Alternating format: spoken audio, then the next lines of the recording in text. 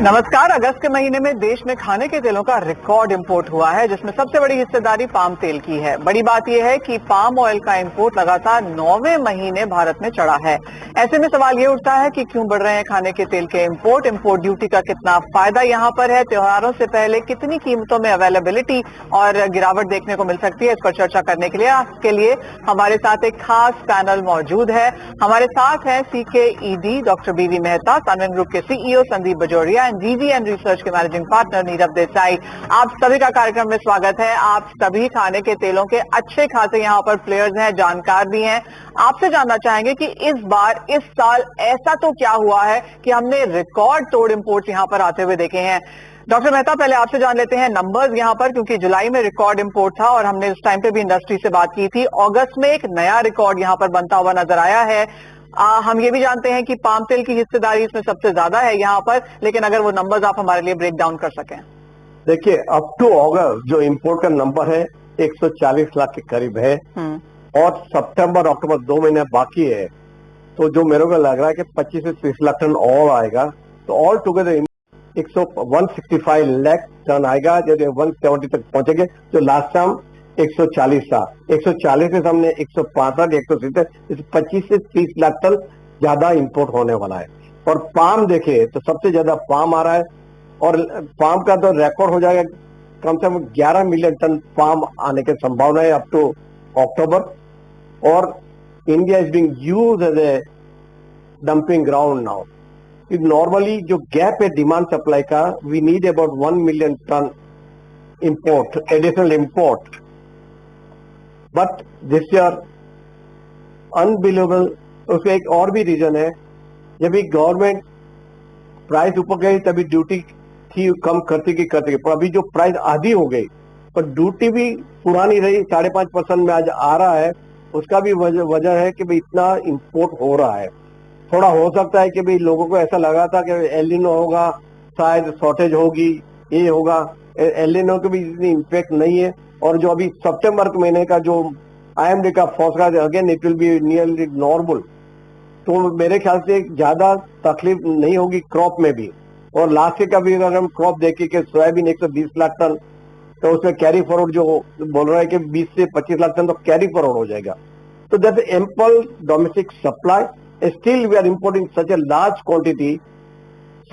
एक जमाना सबसे ज्यादा 15 में 150 लाख टन आया था एक जमाना में, 2016-17 में, और इसका भी रिकॉर्ड इस दफा टूट जाएगा। और 117 लाख 170, तो up is up by about 20% compare to the last year. Alright, तो 150 लाख टन 2016-17 में आया था। तो 2023-24 में आप लोग क्या एक्सपेक्टेशन कर रहे हैं अब? आप मेरे को पूछ रहे हैं? हाँ जी, डॉक्टर मेहता। या नहीं, वही में 23-24 की जो अभी की जो 23-24 में है, कैरी फॉरवर्ड एक तो पहला देखिए, आज कैरी फॉरवर्ड है जो 33 लाख था अप टू जुलाई। अगर जैसा इंपोर्ट का नजरिया सामने दिख रही है, आई वॉन्ट बी सरप्राइज कि 1 नवंबर को 35 to 40 लाख टन का कैरी फॉरवर्ड होगा इंपोर्ट और डोमेस्टिक पाइपलाइन में, which is the record. Normally अपना जो कैरी फॉरवर्ड ये तो 15-20 लाख टन है, तो डबल कैरी फॉरवर्ड होगा। तो उसका इम्पैक्ट भी प्राइस पे आएगी। हाँ, एक जरूर है कि फेस्टिवल में consumer will be the happiest, supply chain is very comfortable, price are very much under control, तो consumer will be very happy. पर what we are worrying today, price और नीचे जाएगी। फॉर्चुनेटली मस्टर्ड के दाम MSP ऊपर चला गया है, इसके भी मस्टर्ड का जब भी अक्टूबर-नवंबर में सोइंग आएगा तो फिर से सोइंग ठीक रहेगा। मगर अगर एल नीनो की वजह से अगर क्रॉप नीचे भी गया तो कैरी फॉरवर्ड इतना है तो ज्यादा शॉर्टेज की कोई सवाल नहीं है इंडिया में। शॉर्टेज तो है ही नहीं। अगर हम रिकॉर्ड इंपोर्ट देख रहे हैं, रिकॉर्ड कैरी फॉरवर्ड देख रहे हैं, तो क्लियरली यहाँ पर इनफ अवेलेबिलिटी है।